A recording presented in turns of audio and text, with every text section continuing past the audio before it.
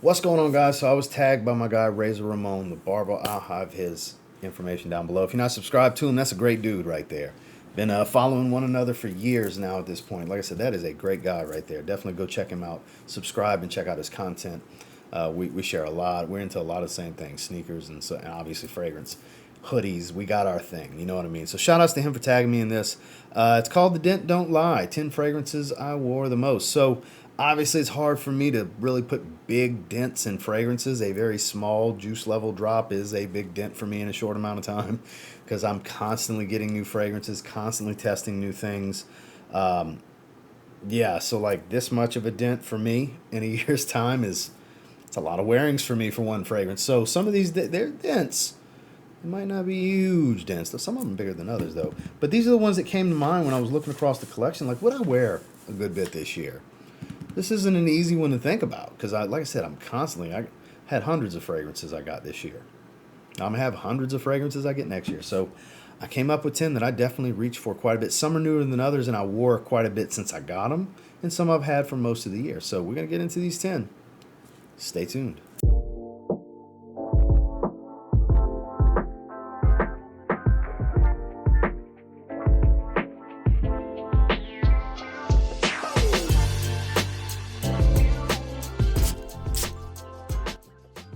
Starting with one that I frequented during the summertime, especially once I moved here to the beach.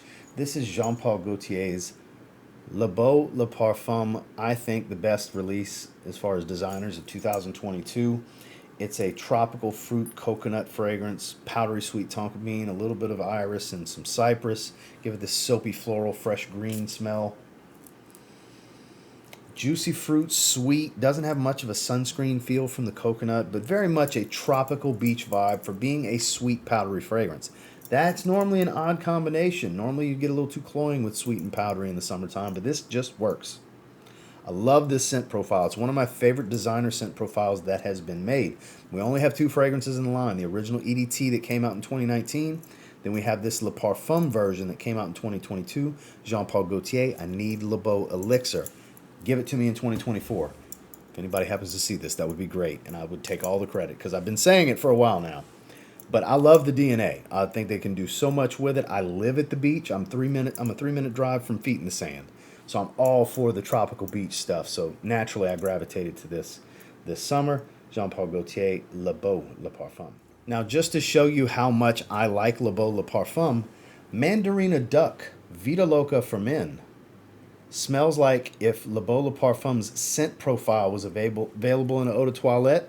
Yes, that little bit of a dent, that's from, handful or so of wearings. I've worn this at the beach a couple of times. I got this like towards the end of summer and wore it a decent amount before the weather started cooling down. So this one was a natural choice as well. It literally smells like if this scent profile was an EDT, not Le Beau EDT, because this and Le Beau EDT have differences in the scent profile. So if this exact fragrance just lower the oil concentration, boom, here you go. But instead of bergamot, you get orange. There's slight differences. Instead of iris, you have aromatics like lavender, sage, stuff like that. I forgot exactly what it is, but a different type of florals, but very, very similar. This is a great cheapie option if you can't find Le Beau Le Parfum and you're willing to sacrifice a few hours of longevity and loudness. This is going to project for like an hour and a half versus the 2.5 that one does.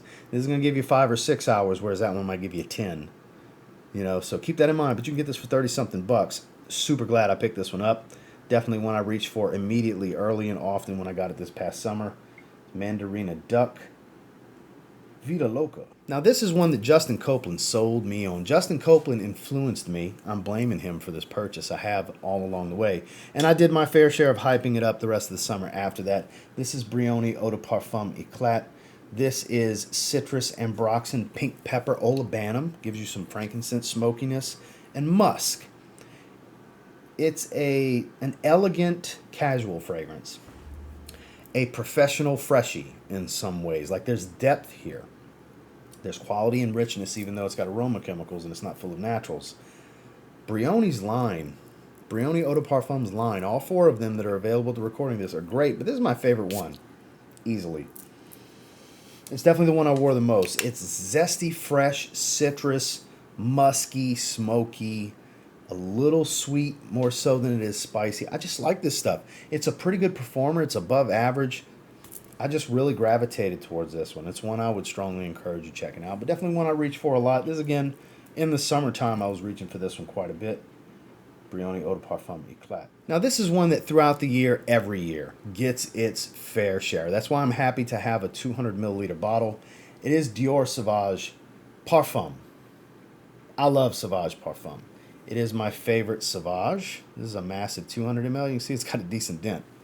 I love this stuff. I got it for a steal of 134 bucks a few years ago from Fragrance Net. I had somebody in my live stream today tell me they picked it up for 153. For 200 ml of this, that is a great price. But you can wear this one year round. I've worn this on hikes in the summertime in Colorado.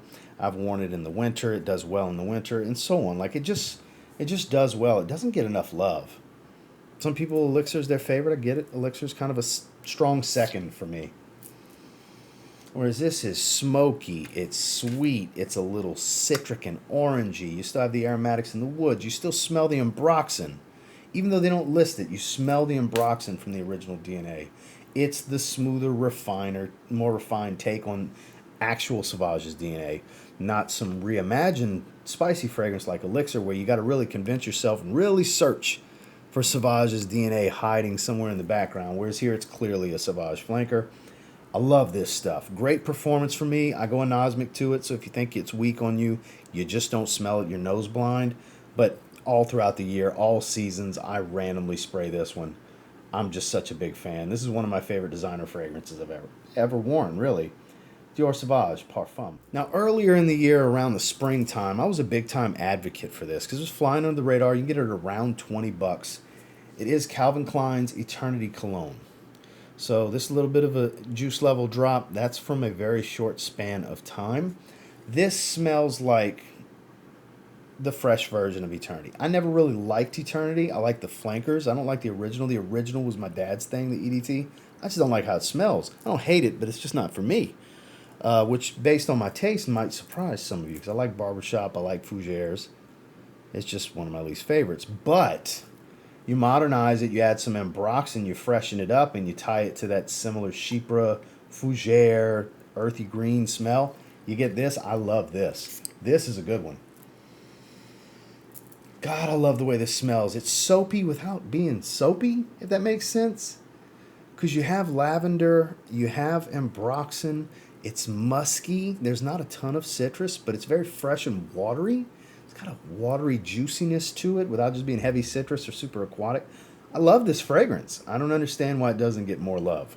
I think it's one of the best in the line, honestly. If I'm picking one Eternity fragrance to keep and wear all the time, it's going to be Eternity Cologne. I just think it's good stuff, guys. Calvin Klein Eternity Cologne. Now this one, I just wear this all the time. I have the shave set, and I wear it out the shower a lot with its aftershave splash after I shave with soap. I'll wear it randomly when we're going out and about, maybe to a brunch. It's just, especially in the transitional seasons like spring and fall, it's perfect for it. I literally wore it a few nights ago. Zaharoff Signature Tobac, one of the most refined, gentlemanly, versatile tobaccos out there. This is definitely one of those the Dent don't lie kind of fragrances.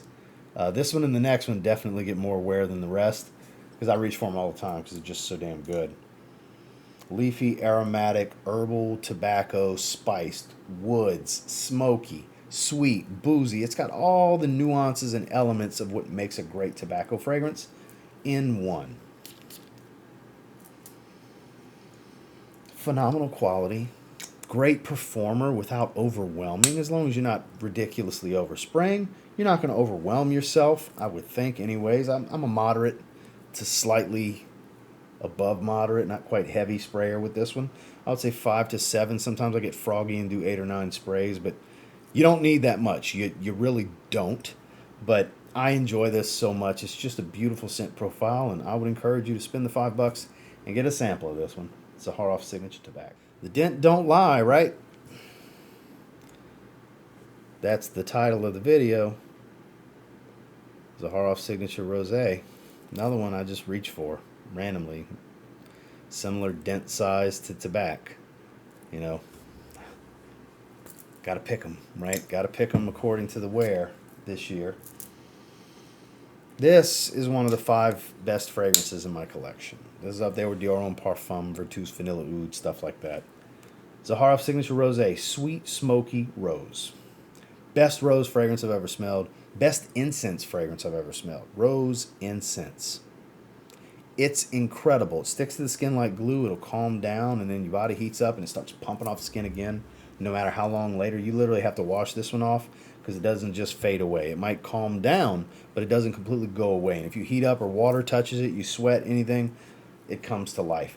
Typically not one people would recommend for summer, but I've worn this in the summer many times. This is another one that year-round I just don't care. It's kind of like how I feel about Sauvage Parfum. I don't ever find it's too heavy or too much, even when it's pumping real hard off the skin in the humidity. The Dent don't lie. I definitely reach for this one quite a bit. Is the Zaharoff Signature Rosé. Now, it continues to surprise me that I wear this more than the original. That says a lot for how accurate this clone is. It's easier access. It's a quicker reach than the original. This is from Fragrance World called Eclat Parfum. It's a Yves Saint Laurent Y Le Parfum clone, as I'm sure you guessed by the name. It smells pretty much spot on. It's a little bit spicier, a little bit creamier in the dry down, but it's clear cut, similar quality, smells pretty much the same, performs pretty much the same to Y Le Parfum.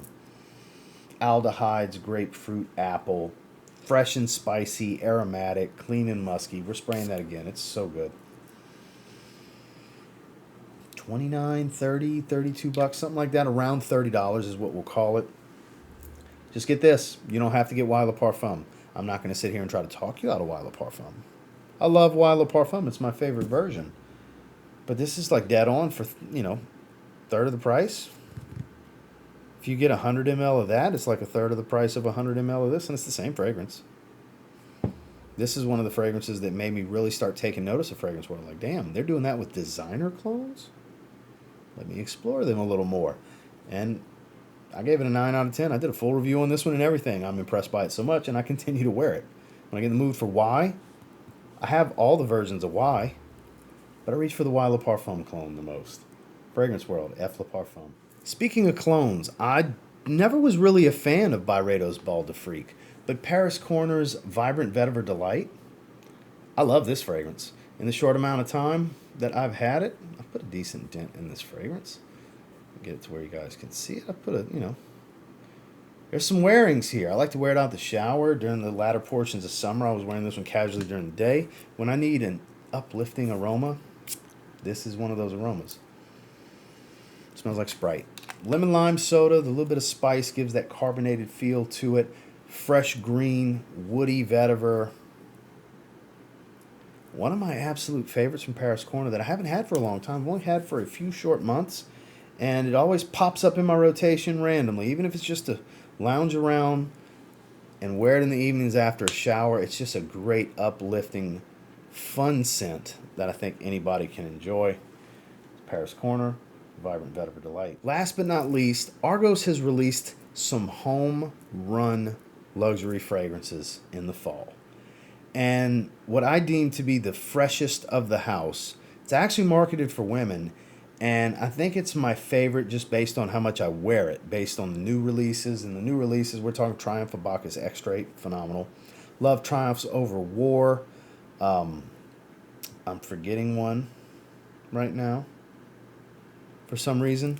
And Birth of Venus. Birth of Venus is that jam. Citruses, fruits, some peach, chocolate, sea salt, and it's not really all that sweet, guys. It's airy, it's fresh, it's lively, but it's got body and thickness to it while still being airy. It's so impressive. Quality's top tier, as you would expect from Argos.